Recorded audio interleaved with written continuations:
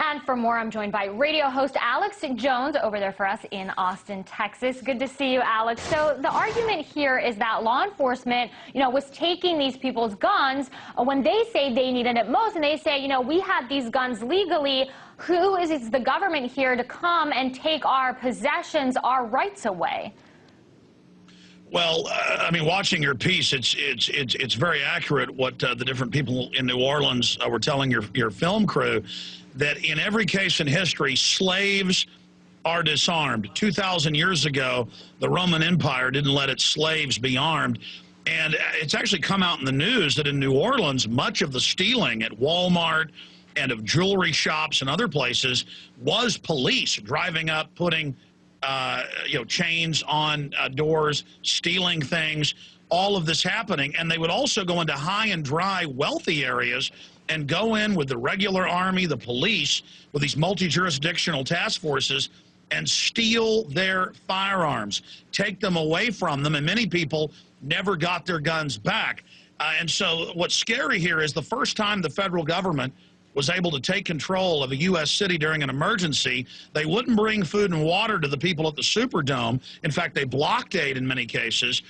Their main mission was set the precedent to get the American people's guns. And so this is just horrifying. And 5 years later, we still see the continued anti-Second Amendment mission of the federal government trying to set the precedent that the American people cannot be armed. But more guns means less crime. Look at Mexico. Mexico has a complete gun ban for citizens being armed. They have the highest crime rate in the world because criminal gangs and the corrupt government have the monopoly of force, and they're just feeding on the population in mass. They're feeding on immigrants that come to Mexico from Latin America who are unarmed, and they're killing them. Some days, over 70 people, men, women, and children being murdered because they're unarmed. I'm armed, and as a last-ditch tool to defend myself from tyranny, I've got my firearms. But Alex, let's turn it around here. I mean, there was a lot of violence during Katrina, a lot of chaos, and the government says they were just trying to do their job. I mean, isn't it the job of the government to essentially protect the people,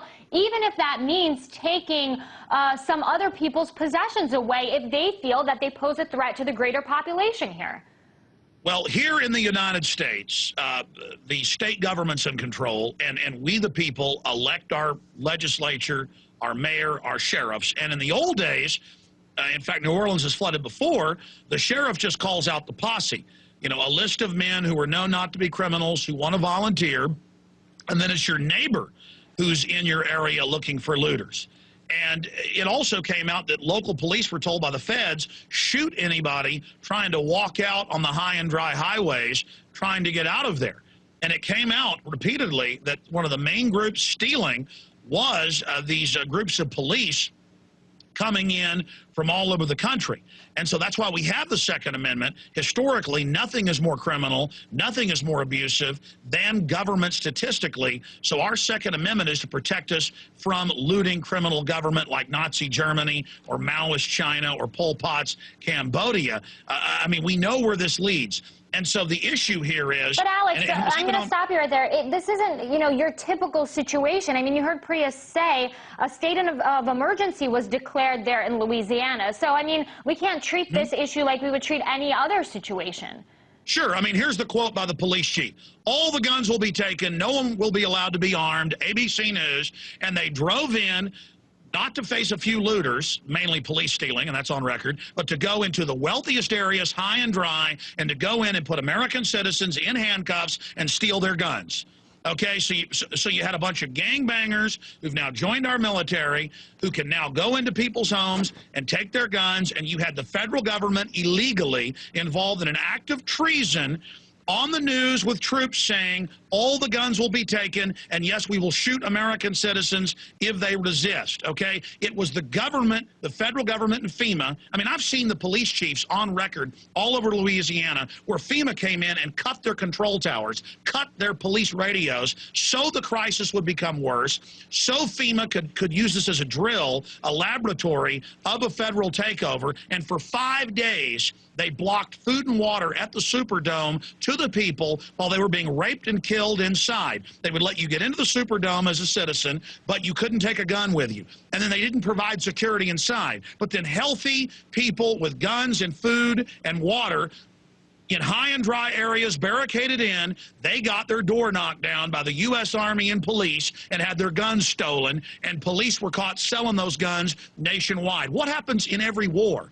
Every time militaries invade other countries, they rape, they kill, they steal, they get out of control. This is human nature. We need local control, and the Second Amendment needs to be defended. It's all America has left. We are now a total third world police state.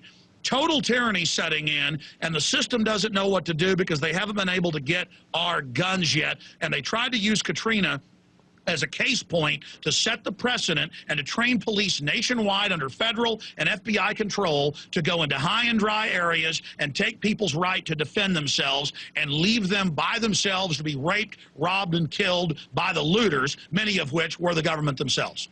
Alex, very briefly, you know, this issue of gun rights has become a social issue, a political issue.